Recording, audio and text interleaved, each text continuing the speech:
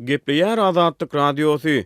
Türkmenistan orada bayramyny belleýär. Prezident Saparmurat Türkmenbaşy mescidine bardy. Türkmenistana bugun 4-nji iýuny orada bayramy bellenilýär. Ýurtda bu bayramçylygyň bellenilişi barada Azatlyk Radiosynyň ýurt içindäki habarçysy maglumat berýär. İrden Göreğli köçesiniň ugrundaky uly mescidde bayram namazy okuldy. Wadat adatdaky fiýaly boldy. Ýöne namazyň soňunda imam prezidenti öwüp başlady. Onuň ibadat etmek üçin, ýaşamak üçin, işlemek, okumak we jaý gurmak üçin mümkinçilik döredýändigini aýtdy diýip habarçy maglumat berdi. Onuň maglumatlaryna görä diňe agdalýan mescidiň özünde 5-6 miň oglaý adam ýygnanypdyr. Köp sanly aýal we çagalar bardy. Mescidiň içinde yer ýetmän soň köpler namazy mescidiň daşyny okudy. Ýygnananlar birek süýjülük hödür kerem etdiler. Imam arkadagy öwüp arşa çykarýardy diýip habarçy aýtdy. Ýöne imam bu sapar prezidentiň düşmanlary diýilýänleri agdamandyr. Ýatlasak Azatlyk Radiosynyň paýtagtdaky habarçysynyň maýyň ortalaryna habar bermegine görä, Aşgabatda juma hutbalarynyň birini imam ýygnananlary prezidenti we watany söýmäge çagyryp onuň düşmanlarynyň yer bilen ýegsan edilmegini diläpdi. Azatlyk Radiosynyň Aşgabatdaky habarçysynyň maglumatlaryna görä 4-nji iýuny prezident Gurbanuly Berdimuhammedow orada bayram münasibetli Göktepe etrawynyň Gypçak owasyna ýerleşýän Saparmurat Türkmenbaşy mescidine bardy.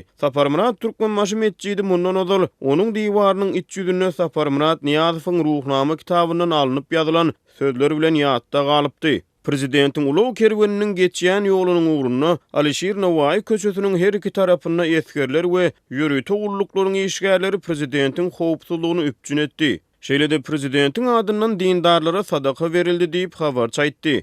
Döwlet medeniýetiniň habaryna görä prezident Berdimuhammedow 1-nji iýuny degişli permana gol çekip 4-nji iýun gününi Türkmenistana orada bayramy diýip elan etdi. Gepleýär Azatlyk Radiosu.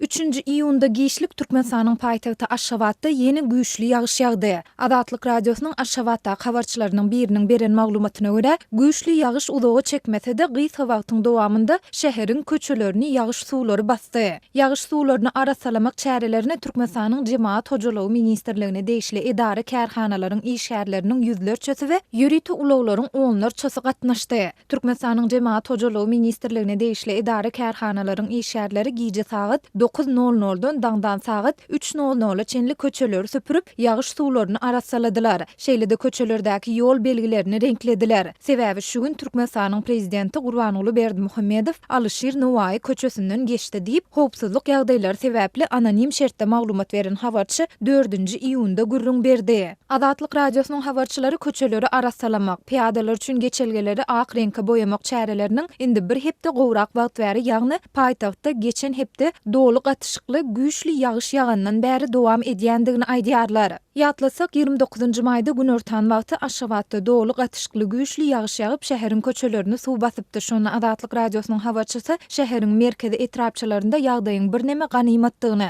ýöne Parahat ýedi etrapçysyndaky köçelerden ýürep geçip bolmaýandygyny aýdypdy. Türkmenistanda indi mart aýynyň ortalaryndan bäri Balkan, Mary we Ahal welaýetlerinde şeýlede Aşgabat şäherinde çawgaly ýa-da güýçli ýagyşlaryň ýagmagy we tupan turmagy wagtal dowam edýär. Resmi medeniýet Türkmenistanyň prezidentiniň Aşgabatda uçurdan ýa-da gowry ýerden aýlanyp şäherde alınıp barlayan guruluşyklara sinedendigini wagtal görkezse-de silin gelmegi, çawgaly ýagyşlar we onuň netijeleri barada hiç ýyly maglumat bermän gelýär.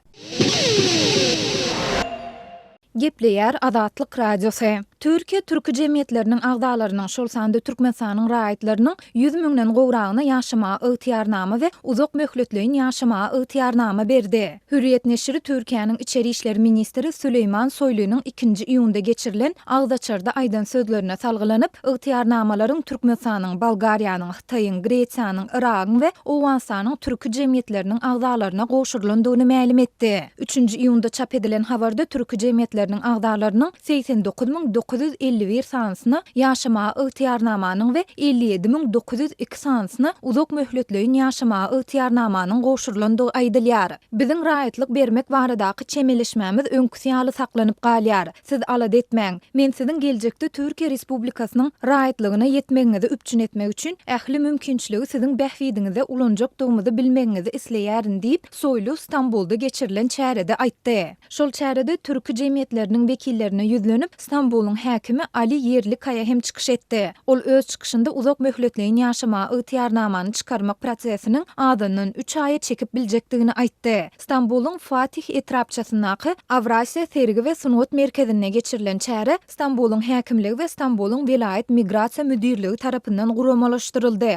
Adatlyk radiosuna Türk ministriniň yglan eden sanlarynyň haýsy wagt möhleti aralygyny degişlidigini anyklamak synanşyklary häzirlikçe netije bermedi. Ýöne Türkiýe Türkmenistandaky ykdysady kynçylyklar bilen baglykda türkmen zähmet migrantlarynyň eklenç gözleginde iň köp ýykyn edýän ýurtlarynyň biri hasaplanýar. Türkmen häkimetleri Türkiýe işlemäge gelýän türkmenistanly migrantlar we olaryň sany baradaky statistiki maglumatlary halk köpçüligine mälim etmän gelýärler. Türk media serişdeleriniň Türkiýanyň migrasiýa edarasyna salgylanyp 2-nji iýunda beren maglumatlaryna görä şu ýylyň ilkinji 4 aýynda ýagny ýanwar-aprel aýlary aralygynda Türkmenistandan Türkiýe jemmi 82.325 sany türkmenistanly sapar etdi. Bu san geçen ýylyň degişli döwrü bilen deňeşdirilende 23,12% ýokardyr.